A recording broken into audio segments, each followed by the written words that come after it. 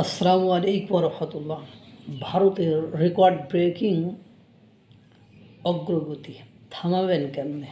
ভারতকে বর্তমান সময়ে থামানো খুব কঠিন। বর্তমান সময়ে জ্বালানি সংকট যখন তীব্র, তখন পুরাতন ইতিহাস বিজ্ঞানীদেরকে ঘেঁটে ভারত 10,500 কোটি টাকা খরচে খেলা দেখিয়ে দিল।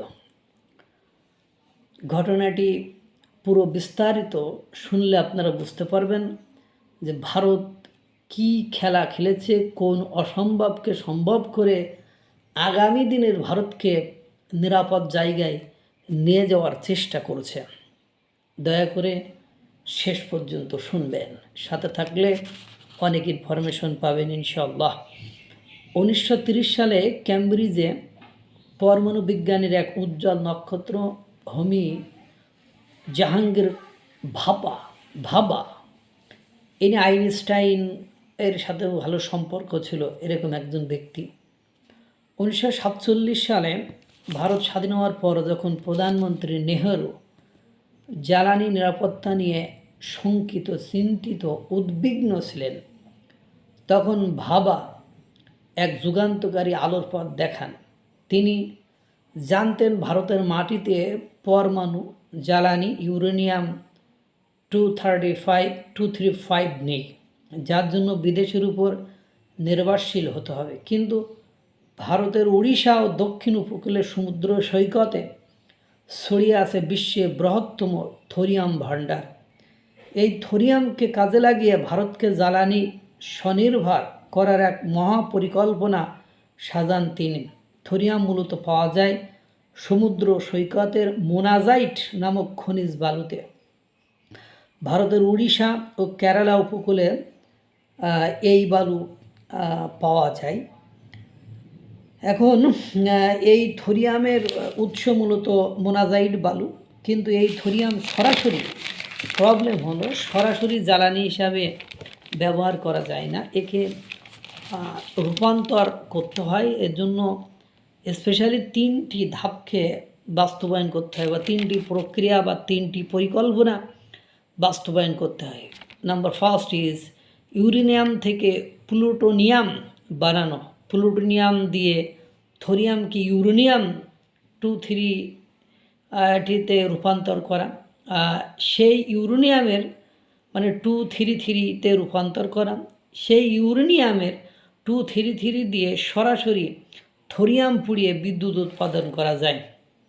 6 এপ্রিল 2026 তামিলনাড়ুর কালপক্কমে অবস্থিত প্রোটোটাই ফার্স্ট ব্রিডার রিয়্যাক্টর এক ঐতিহাসিক মাইলফলককে স্পর্শ করে। ভারত সফলভাবে রিয়্যাক্টরের ভেতর প্লুটোনিয়ামকে ইউরেনিয়াম 233তে রূপান্তর করে ফেলেছে। পৃথিবীর ইতিহাসে বাণিজ্যিক পর্যায়ে এমন ঘটনা এটাই প্রথম দীর্ঘ কয়েক দশকের গবেষণার পর এই দ্বিতীয় ধাপটি সফলভাবে সম্পূর্ণ করল। এই কেন্দ্র থেকে বর্তমানে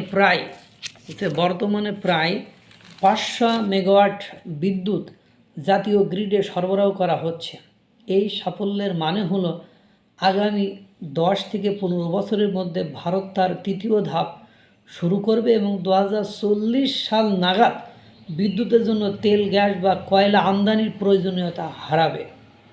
ভারত তখন মধ্যপ্রাচ্য, আমেরিকা এবং সোলার প্যানেলের জন্য চীনের উপর নির্ভরশীলতা থেকে চিরতরে মুক্তি পাবে। ভারতের এই রেকর্ড ব্রেকিং অগ্রগতি করতে খরচ হয়েছে মাত্র 10,500 কোটি টাকা, কারণ তারা বিদেশের উপর নির্ভর না করে নিজেদের বিশ্ববিদ্যালয়ে বিনিয়োগ করেছে এবং দেশীয় প্রযুক্তি, এই যে মেড ইন ইন্ডিয়া প্রযুক্তি ব্যবহার করেছে। বলেন কেমনে আটকাবেন?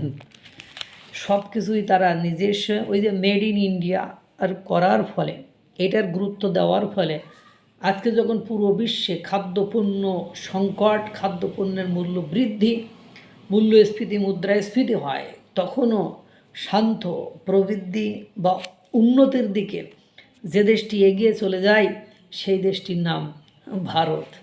জ্বালানি সংকট বর্তমান সময়ে সবচেয়ে বড় বিপজ্জনক সংকট, আর সেই জ্বালানি সংকটের ক্ষেত্রে এক অভূতপূর্ব বিরল চিত্র প্রদর্শন করলেন ভারত। আল্লাহ তাআলা সকলকে ভালো রাখুক, সুস্থ রাখুক। আসসালামু আলাইকুম ওয়া রাহমাতুল্লাহ।